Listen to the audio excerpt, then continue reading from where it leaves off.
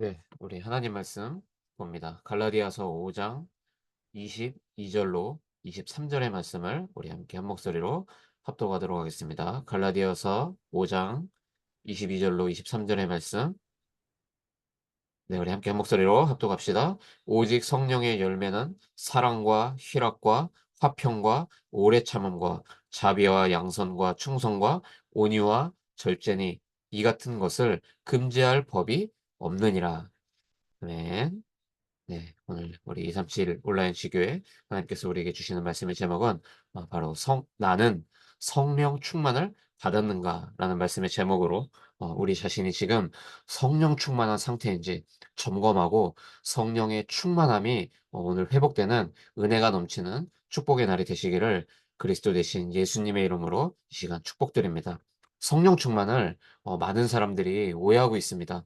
어떤 감정적으로 뜨거워지거나 대단한 경제의 응답을 받는다거나 내 문제가 해결되는 것, 뭐 이런 것을 자꾸만 성령 충만으로 우리가 오해하기가 쉽죠. 그래서 신앙생활을 우리가 본의 아니게 신비주의로 또는 율법주의로 아니면 틀린 자유, 이 방종으로 우리가 빠지는 경우들이 굉장히 많습니다. 성령 충만은 이렇게 정리해 드릴 수가 있을 것 같아요. 성령 충만은 뭐냐? 바로 믿음 충만이다. 자, 그렇다고 볼 때 그럼 어떤 믿음을 가진 충만한 상태인가라고 우리가 질문할 때 우리의 믿음의 대상이 정확한 하나님으로 그 대상이 바뀔 때 우리에게 약속하신 그 성령의 충만은 우리에게 당연히 찾아오게 되는 것입니다. 이미 우리 안에 성령으로 내주하고 계시고 인도하고 계신 성령 하나님이시기 때문에 우리의 믿음의 대상이 하나님으로 향할 때 우리 안에 대단한 노력을 하지 않는다 하더라도 믿음 충만, 성령 충만은 마땅히 회복되고 지속 가능해지는 줄 믿으시길 바랍니다. 자, 그러면 믿음의 대상을 바꿔야 한다라고 말할 때 그 대상이 내 힘으로 바꿀 수 없다라는 것을 아마 여러분은 깨닫게 될 겁니다. 갑자기 나의 작은 실수 하나로 만들어진 직면에 있는 이 큰 문제, 작은 문제를 딱 두고 볼 때 우리의 믿음의 대상은 어느새 그 두려움이 내 믿음의 대상이 될 겁니다. 왜 그럴까요?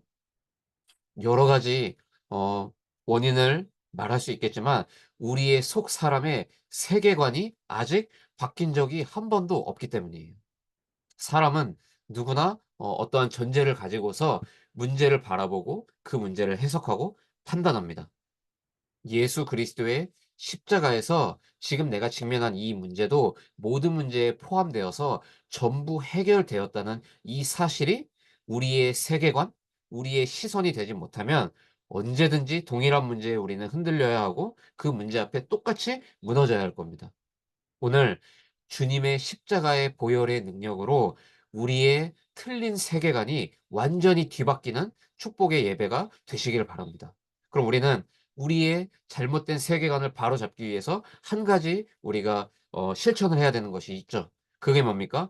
바로 오늘 나에게 주시는 그 말씀에 집중하는 시간을 반드시 가져야 돼요. 자, 집중이라고 할 때 어느 정도로 우리가 그런 말씀에 집중해야 할까요? 그 서밋 타임의 시간을 어느 정도까지 우리가 가져야 된다는 말입니까? 우리의 세계관이 바뀔 만큼이요. 대부분 많은 크리스천들이 여전히 유물론적인 세계관을 가지고 살고 있어요. 그 기준으로 선과 악의 기준을 세계관으로 여전히 펼쳐 놓고 살고 있다니까요. 여러분, 우리의 모든 세계관이 이제는 정말로 유신론으로 바뀌어야 할 줄로 믿습니다. 유신론이 뭡니까, 여러분? 하나님만이 참된 나의 실제이시다. 여러분, 이 땅의 모든 것들은 결국은 시간이 흐르고 그 기간이 지나면 결국 변하고 썩어 없어집니다. 우리가 건강을 자랑하는 많은 사람들이 있는데요. 우리의 건강도 나이가 들고 시간이 지나면서 점점 체력이 떨어지고 병에 들고 결국 주님이 부르시는 그 시간표가 오면 결국 우리는 영원한 하나님 나라로 가야 돼요. 나그네 인생에서 절대로 이 땅에 눈에 보이는 그 어떤 것도 우리로 하여금 절대적인 만족을 줄 수 없다라는 사실이에요. 오늘 2024년 9월 24일 지금 이 밤에 예배하는 우리에게 참된 실제는 오직 성삼위 하나님 외에 없다는 사실이 우리 모두의 고백이 되기를 바랍니다. 지금 내 눈앞에 직면한 이 문제가 해결돼도 또는 해결되지 않아도 사방으로 우겨싸임을 당한 것 같은 이 거칠은 이 광야길을 걷는 것 같아 보여도 우리의 참된 실제는 성삼위 하나님이다. 우리의 세계관이 바뀌어야 돼요. 세상을 바라보는 눈, 더욱이 내 자신과 내 인생 전체를 바라보는 그 눈, 더욱이 오늘 나에게 주시는 이 말씀을 바라보는 그 눈. 이게 바뀌게 될 때, 우리의 세계관이 바뀔 때 우리의 믿음의 대상은 자연스럽게 누구로 바뀌는 겁니까? 성삼위 하나님을 믿는 믿음으로 우리의 믿음의 대상이 바뀌고 그 하나님을 바라보니까 우리 안에 내주 인도하고 계시는 성령으로 우리 자신은 이미 충만해지는 줄 믿으시길 바랍니다. 굳이 막 어떤 산에 올라가서 금식 기도할 필요가 없어요. 막 기도원에 가서 막 방언 기도하고 나무 뿌리를 뽑는 기도를 할 필요가 없어요. 백팔 번 이 절을 하면서 기도해야 될 이유가 없는 겁니다.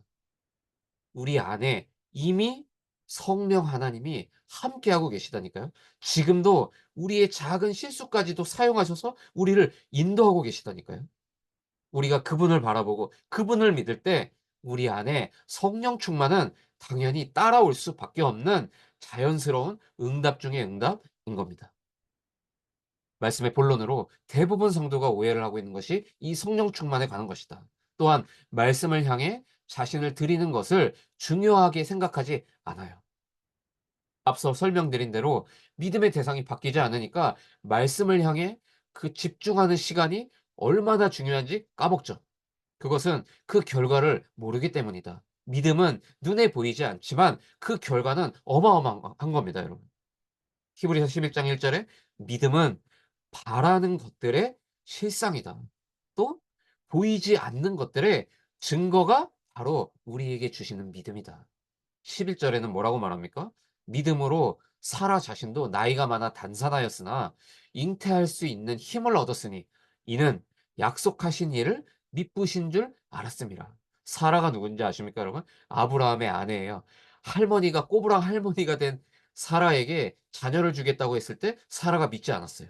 그런데 그 믿음의 대상이 바뀔 때 사라가 정말로 그 하나님을 믿음으로 할머니 사라에게 하나님은 아들 이삭을 선물해 주시죠. 홍해를 육지처럼 홍해 바다를 건너서 육지처럼 마른 땅을 걸어 나왔던 그 애굽 사람들이 결국은 불신앙하다가 결국은 하나님이 가르시는 그 홍해 바다를 건너면서 확인해요. 또 믿음으로 제7일 동안 여리고 성을 도르라고 명하실 때 그 말씀을 믿고 순종하니까 7 일째가 되는 그날 그 여리고 성이 무너졌다니까요. 여러분, 지금 여러분 앞에 있는 그 문제, 홍해 바다와 같이 절대 불가능한 그 사건, 여리고성처럼 견고해 보이는 그 세상의 선과 악의 기준이 너무 높은 장벽처럼 여러분 느끼고 계십니까? 걱정하지 마세요. 믿음으로 여러분 나아가세요. 결과는 결과는 하나님 손에 맡기시길 바랍니다. 첫 번째로 성령 충만의 결과를 우리가 알아야 하는데 성령으로 충만할 때 어떻게 되는 줄 아십니까? 담대히 그리스도를 증거하고 그리스도를 자랑해요. 사도행전 3장 1 절로 12 절에 보니까 베드로가 성전 미문에 앉아 있던 그 거지 거렁뱅이 그 앉은뱅이를 보면서 "내게 있는 것 나사렛 예수 그리스도 이름으로 명하노니 일어나 걸으라고 담대히 말합니다. 이전엔 어땠죠? 믿음의 대상이 바뀌지 않았던 성령 충만 받지 못했던 베드로는요. 작은 여자아이가 베드로가 예수의 제자라고 말할 때 두려워서 벌벌 떨면서 예수님을 3번이나 부인했습니다. 그 겁쟁이 베드로가 정말로 부활하신 주님과 연합된 삶을 살아가면서 성령 충만을 딱 회복하니까 담대히 그 성전 미문에 앉은 뱅이에게 나사렛 예수 그리스도 이름으로 명하노니 일어나 걸어라. 그랬더니 어떻게 됩니까? 성령 충만의 당연한 결과가 나오는데 그 앉은 뱅이가 일어나서 뛰어다니면서 성전 미문 안으로 들어갑니다. 또 환난을 이기게 돼요. 여러분 어떤 환난이 여러분에게 있습니까? 성령 충만 받으면 그 환난을 넘어섭니다. 고린도후서 4장 7절로 10절에 보니까 "우리가 이 보배를 질그릇에 가졌다. 이는 심히 큰 능력은 누구에게 있습니까? 하나님께 있고 우리에게 있지 아니함을 알게 하려 함이다." 그래서 환난을 허락하시는 거예요.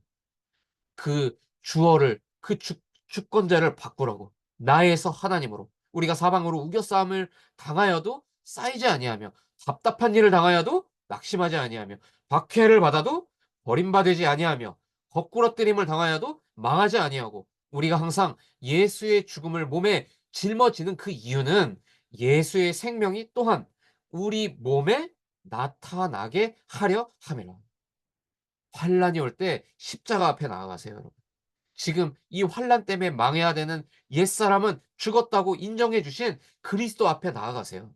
그러면 예수의 죽음을 몸에 짊어진 우리에게 예수의 그 새 생명이 우리의 삶에 부활의 능력으로 새롭게 재창조되어서 나타나게 된다는 사실을 여러분 믿으셔야 돼요. 내가 당하는 환난을 위해 죽어 주시고 부활하심으로 하나님의 생기를 우리에게 불어넣어 주신 예수 그리스도. 여러분 이 축복의 언약을 붙잡으셔야 돼요. 그리고 오늘 읽었던 본문의 말씀처럼 열매가 나타나요. 성령의 열매가. 삶에 복음의 열매가 안 맺어지는 것이 오히려 기적인 겁니다. 그래서 반대로 보셔야 돼요, 항상. 이 영적인 순리를 금지할 법이 이 세상에 없다. 없어요. 그리고 뭡니까? 성령 충만의 결과로 나타나는 것이 있는데 세상을 정복하고 다스리는 결과가 나타나요. 돈 때문에 우리가 끌려다니잖아요. 사도행전 1장 8 절에 뭐라고 말합니까? "오직 성령이 너희에게 임하면 너희가 그 권능을 받고 예루살렘과 온 유대와 사마리아와 땅 끝까지 이르러 내 증인이 되리라." 하시니라. 오늘의 그 찰나의 그 순간만을 바라볼 것이 아니라 땅끝까지 나를 증인으로 세워 나가실 그 성령을 의지하시길 바라요. 그러면 내 수준과 내 능력을 초월하는 사실적인 영적인 힘, 그것이 성령 충만이에요. 그 힘이면 세상을 정복하고 다스리기 시작하는 겁니다. 성령 충만을 지속해서 받으면 그리스도의 형상으로 우리가 변화되고 그의 영광에 이르게 되는 거예요. 고린도서 3장 18 절에 굉장히 중요한 말씀이 있죠. "우리가 다 수건을 벗은 얼굴로 거울을 보는 것 같이 주의 영광을 보매 그와 같은 형상으로 변화하여 영광에서 영광에 이르니 곧 주의 영으로 말미암음이니라." 여러분 이 하나님의 영광은요. 하나님 자체로부터 우러나오는 하나님 영의 아름다움이라는 뜻이 있어요. 그 어떤 피조물도 이 하나님의 아름다움을 보고 반하지 않을 수 없고 감동받지 아니할 수 없어요. 하나님의 영광은 힘, 하나님의 위엄, 하나님의 권능, 하나님의 거룩의 충만함을 내포하고 있죠. 영광은 본질적으로 하나님에게 속한 것이기 때문에 오직 하나님만이 영광의 근원이 되시는 거예요. 우리의 노력으로 하나님께 영광을 돌려드리는 게 아니라는 말이에요. 하나님의 그 영광의 빛을 바라보면서 너무 아름다운 그 하나님의 사랑과 그 거룩한 그 충만함을 바라보면서 우리는 그 영광의 주님을 찬양하는 것이 우리가 할 수 있는 전부예요. 그걸 보고 예배라고 하는 거예요. 우리의 모든 삶이 예배자의 삶으로 바뀔 수 있는 그 비결은 뭐냐? 하나님의 영광을 보는 거예요. 그 영광의 빛을 체험하는 거예요. 무엇을 통해서요? 중보자 되신 예수 그리스도의 그 십자가의 능력과 부활의 능력. 문제를 묵상하지 마세요. 이 답을 묵상하셔야 돼요. 정말 미련할 정도로요. 어떤 문제가 와도 십자가 앞으로 나아가세요. 어떤 문제가 와도 부활의 능력을 의지하세요. 세상은 이것을 미련하다고 말해요. 그러나 하나님의 영광의 빛을 정말로 바라본 하나님의 자녀 전도 제자들은 이것이 얼마나 가장 우리에겐 힘이고 능력이 되는 줄 놓치지 않습니다. 속지 마시길 바랍니다, 여러분. 두 번째로 성령 충만을 그럼 지속하려면 어떻게 해야 되느냐. 에베소서 5장 18절에 보니까 "술 취하지 말아라. 이는 방탕한 것이니 오직 성령의 충만함을 받아라." 비단 술만을 얘기하겠습니까? 여러분?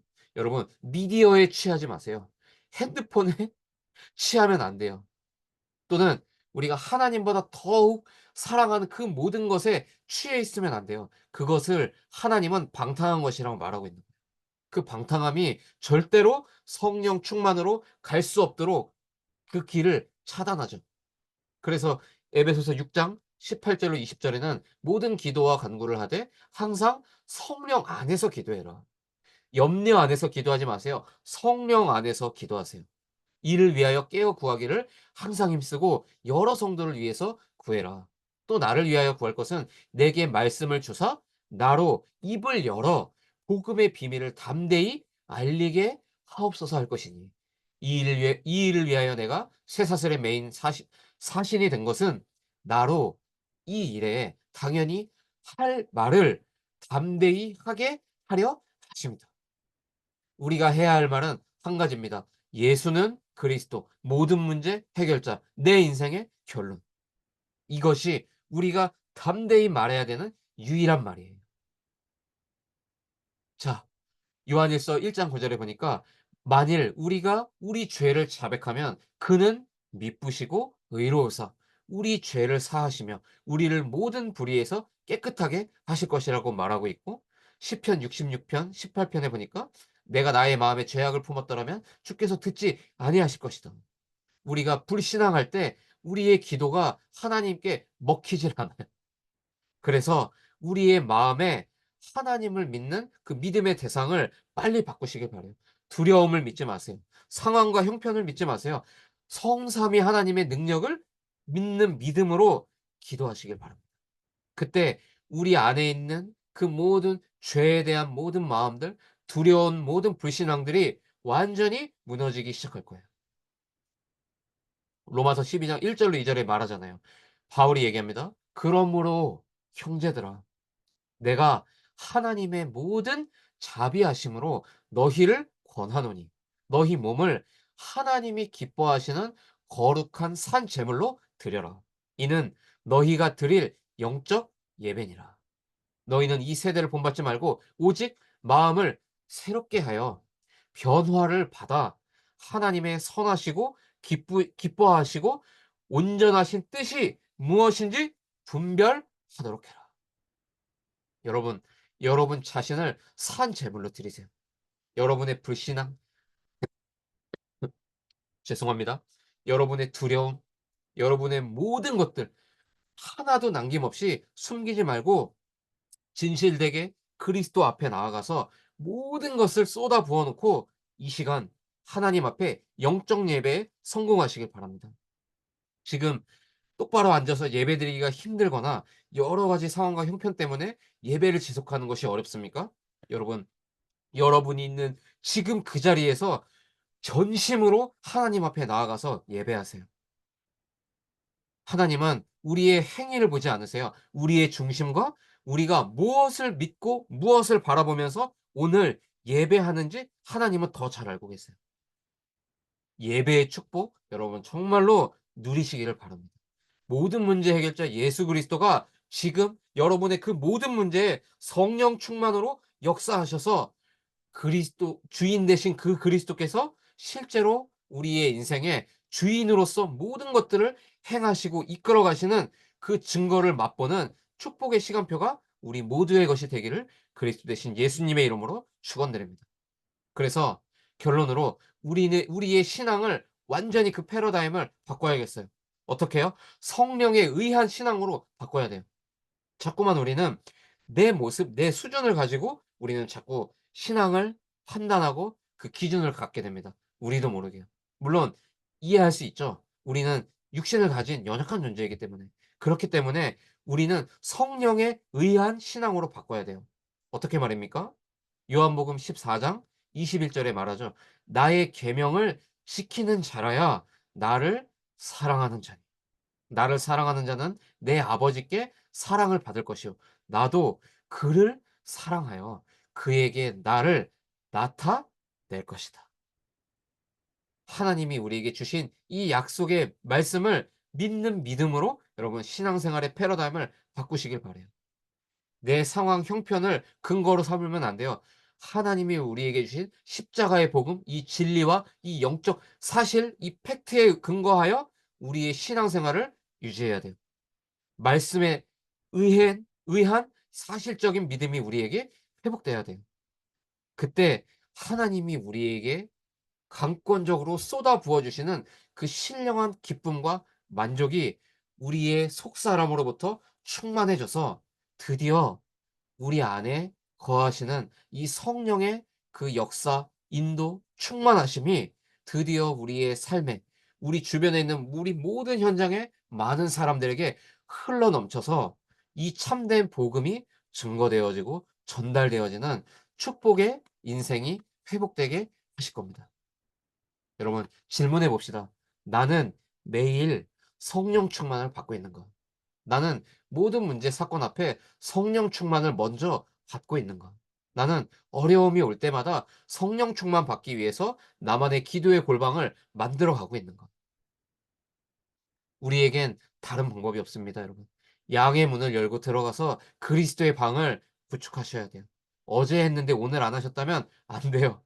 오늘 안 했다면 내일 그리고 오늘 이 밤에 양의 문을 열고 들어가서 그리스도의 방을 만드세요. 그 안에서 하나님이 나에게 어떤 메시지를 주고 계시는지 하나님의 그 세미한 음성을 들을 때까지 집중하세요. 이때 이 집중이 방해된다면 필요하다면 이때부터 금식도 해 보는 겁니다. 필요하다면 우리가 운동을 겸해서 집중할 수 있도록 나만의 성령 충만의 방법을 찾아보는 것이죠. 우리의 믿음의 대상이 성삼위 하나님으로 바뀌어서 우리가 하나님을 바라보는 그 찰나의 순간순간마다 성령으로 충만한 새로운 권능과 그 능력이 우리에게 회복되는 축복의 한 주가 되시기를 예수 그리스도의 이름으로 축원드립니다. 하나님 은혜를 참 감사합니다. 이번 한 주는 특별히 우리의 믿음의 대상이 완전히 바뀌는 우리의 신앙의 패러다임이 뒤바뀌는 그런 축복의 한 주가 되게 하여 주옵소서. 모든 염려, 무능, 한계 앞에 성령 충만 받을 수 있는 양의 문을 열고 들어가서 그리스도의 방을 구축하여 사단의 요새와 사단의 왕국을 완전히 무너뜨리시는 하나님의 요새와 하나님의 왕국을 내 안에 먼저 구축하는 망대가 세워지는 축복의 한 주가 되게 하시고 정말로 성령 충만의 증인으로 나아가게 된 모든 현장에서 증인으로 세워지는 우리 모두가 될 수 있도록 인도하시고 역사하여 주옵소서. 살아계신 예수 그리스도의 이름으로 감사하며 간절히 이 시간 축복하고 기도합니다. 아멘.